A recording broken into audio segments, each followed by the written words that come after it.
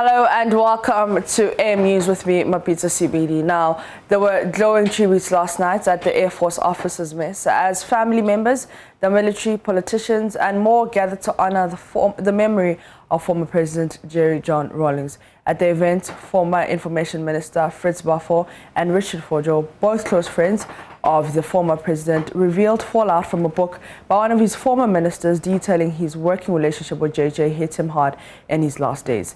Max Wagababa has more.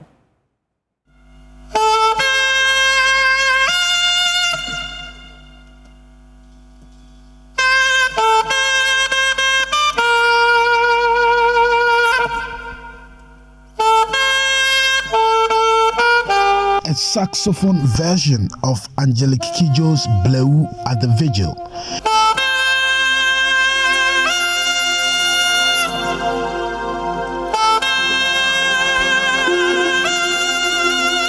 In attendance were former First Lady and wife Nana J.J Rawlings.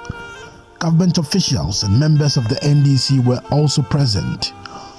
Richard Fojo has been a friend of J.J Rawlings for 40 years.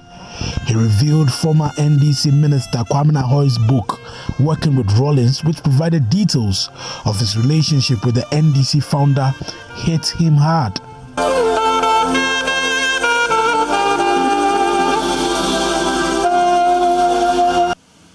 In his very last days, he died betrayed. He felt betrayed. That book, that was, and the response that came from those he worked with really hit him very hard. We did our best to get him, to restrain him from responding, but it was a big blow to him. Then come the mother's death, and that also hit him very hard. His last days were not his best, apart from the medical condition that deteriorated. Former Information Minister and close friend of J.J Rawlings, Fritz Bafo, made the same claim. He says people like him and other close associates persuaded the former president not to go public with a response. First daughter of J.J Rawlings, Dr. Zaneto Ajman Rawlings, shared her fondest memories of her father. And I think when Ya and I were quite young, Ya comes right after me. And the gate was quite noisy. So as he would drive in through the gate, Ya and I could hear the gate, and we would run into our rooms and try and hide our shoes behind the wardrobe, because every time he'd come into the room and open the wardrobe and stand there for a few seconds. You have too many shoes. Why do you need so many shoes? You know, when he was young, he didn't need this many shoes. So why do we have so many shoes? So it was this lecture that you kept getting, and you thought, no. So as soon as he's coming into the room, we'd run ahead of him and try and hide our shoes, because we just couldn't handle the lecture over and over and again. I remember in the 90s, when we first got the Defenders in the Air Force, and he was flying the Defender. Every new aircraft that arrived, whether it was a fixed wing or rotor, he just had to get his hands on it. And so with the Defender, he came over to pick me up, and said we should go flying together. And I remember my mother wasn't at home at the time, my other siblings were there, and a friend of my mom's was there. And he said, okay, let's go. And then my mom's friend said, but why won't you go with the others? And then he said, well, we're going to do simulated engine failure. Actually, we're going to fly asymmetric. So he was actually going to switch one engine off, and we're going to fly on one engine and try and keep the plane that way, and then restart the engine. And then he said to the woman, and she said, well, if we all go and something goes wrong, we'll all die. But if I just go with her, then only one child will die. And I remember how he'd get upset if we all flew on the same aircraft, because, he says, decrease the chance of the whole family dying and split yourselves up and that kind of thing. So he was just an interesting man, and what she saw is what she get. Dr. Kwame Nkrumah's daughter and former MP Samia Nkrumah says the values of J.J. Rawlings are worth emulating.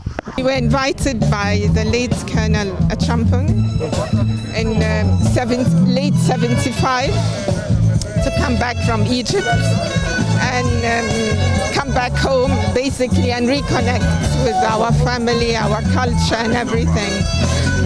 And we were here till the early 80s. So we knew former President Rawlings between 79 and 81, before the second coup, let's put it this way. But I'm really here to show my solidarity and respect to the family for his memory. We might not agree with everything he did, but I think there's a time when we all have to come together.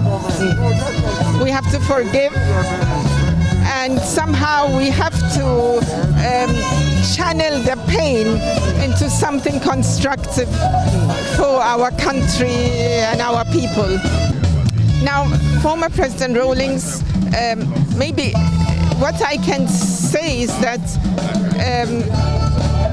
like Osachifo Kwame Nkrumah, he was charismatic, and he appealed to all men and women in Ghana, and I think that's perhaps something you could say they had in common, that they could feel people and reach out to them, and people also could feel them and relate to them. Yes. So. Finally, before you go, what lessons do you think can contemporary politicians take from the life of J.J. Rawlings? That I think we need to be courageous. And yes, we need to be courageous. We need to speak our mind too. We don't always have to speak like politicians, but we can speak our mind without being afraid of people judging us, without being afraid of not sounding too sophisticated or too knowledgeable. I think politicians need to become more humble, modest, and really to speak for the people in a manner in which the people can understand and relate to. The former National Health Insurance Authority boss, Sylvester Mensah, he once contested to be the flag bearer of the NDC. He's also here at today's ceremony. My first encounter on a direct and personal level was somewhere around 82, when he came to La for a cleanup exercise, and the entire township came out to engage in the exercise. Some just wanted to see him, others wanted to have a chat with him, and that was the first time I had a very close encounter with him.